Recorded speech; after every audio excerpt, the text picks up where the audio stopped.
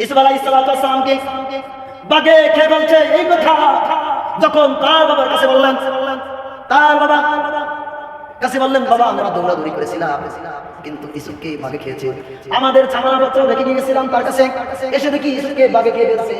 এই কথা যখন বললেন আর তারা তার জামাটাকে বাগে ওই বকরির রক্ত দ্বারা তার জামা মেখে তার বাবার কাছে উপস্থিত করলেন। সন্ধ্যাবেলা কাঁদতে কাঁদতে যখন উপস্থিত হলেন, বাবা দৌড়িয়ে এসেছেন, তোমাদের কি হয়েছে, তোমরা কান্না করছো কেন, তোমাদের ছাগলের পালকি বাগে খেয়ে ফেলছে আর ইউসুফ কোথায়?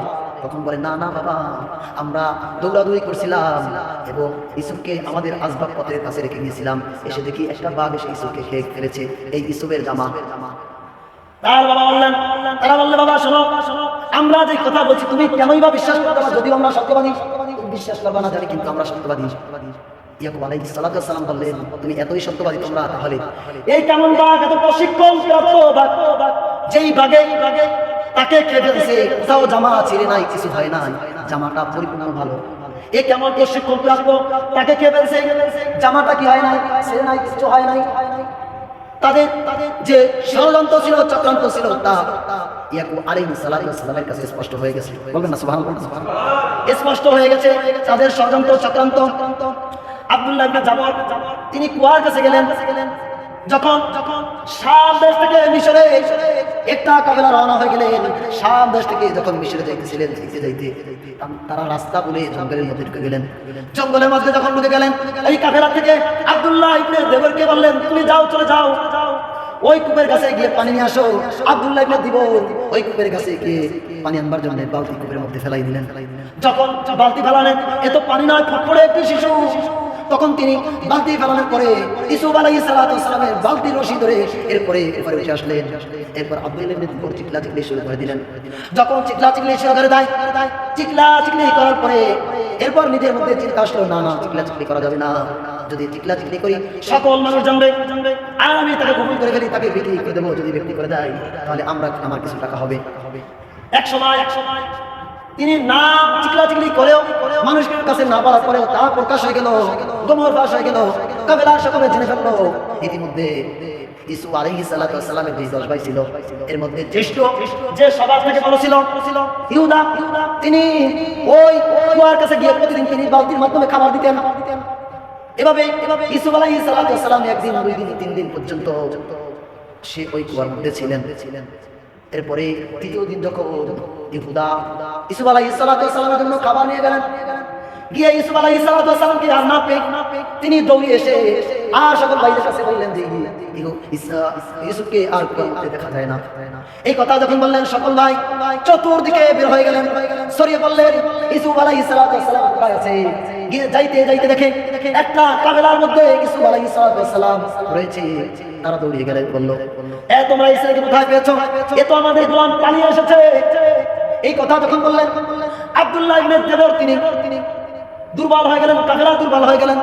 তারা চিন্তা করলেন, আমাদেরকে চোর বলে সাব্যস্ত করবে, অতএব আমাদের কি করণীয়? তাহলে আমরা প্রলয় করি। এরপর তার ভাইদের কাছে বললে, ইউসুফকে আমাদের কাছে বিক্রি করে দাও। তার ভাইরা ইউসুফ আলাইহিস সালামকে তাদের কাছে বিক্রি করে দিলেন। যখন বিক্রি করে দিলেন, অল্প কিছু দিরহামের বিনিময়ে বিক্রি করে দিয়েছেন। তাফসীরে এভাবে এসেছে 40 দিরহামের কম, আবার এভাবে এসেছে 20 দিরহামে বিক্রি করে দিয়েছে। আর ওই 20 দিরহামের 2 দিরহাম করে 10 ভাইয়ের মধ্যে বন্টন করে দিয়েছে। এক এক ভাই 2 দিরহাম করে নিয়েছে। এই ভাইদের উদ্দেশ্য ইউসুফ আলাইহিস সালামকে বিক্রি করার উদ্দেশ্য ছিল না, তাদের উদ্দেশ্য ছিল একে ইউসুফ আলাইহিস সালামকে দূর করে দেওয়া। কাফেলা যতক্ষণ পর্যন্ত এই রাস্তা না ছাড়লেন, যতক্ষণ পর্যন্ত তারা ইসলাম ত্যাগ না করেছেন, তারা তাদের সঙ্গীরা, তাদের ভাইরা তাদেরকে তাদের সাথে ছিলেন, আগাই দিলেন। অনেক দূর আগাই দিয়েছেন, যখন বর্ডার পার হয়ে গেলেন, এরপর বললেন, তোমরা তাকে ছেড়ে দিও না, অনেক দুষ্ট পালিয়ে যাবে, তোমরা তাকে বেঁধে রেখিও। এই কথা বলে তারা চলে আসলেন। তারা আশঙ্কা ছিল, যদি ইউসুফ আলাইহিস সালামকে ছেড়ে দেয়, তাহলে তাদের এই যে আত্মগোপন যেগুলো তারা কর্মকাণ্ড করেছে, যদি তার ভাই তার বাবার কাছে ইয়াকুব আলাইহিস সালামের কাছে এসে বলে দেয়, সেই জন্য বলে দিছে তোমরা তাকে সাবধান, তোমরা তাকে ছেড়ে দিও না। এরপরে ইউসুফ আলাইহিস সালামকে তারা নিয়ে গেলেন। নিয়া মিশরের মধ্যে যাবার আগে কয়েকটা মন্দির তারা অবস্থান করলেন। শেষ পর্যন্ত ইউসুফ আলাইহিস সালামকে মিশরে বিক্রি করে দিলেন। মিশর যখন বিক্রি করবে, তারা ঘোষণা করলো ইউসুফ আলাইহিস সালামকে বিক্রি করবে।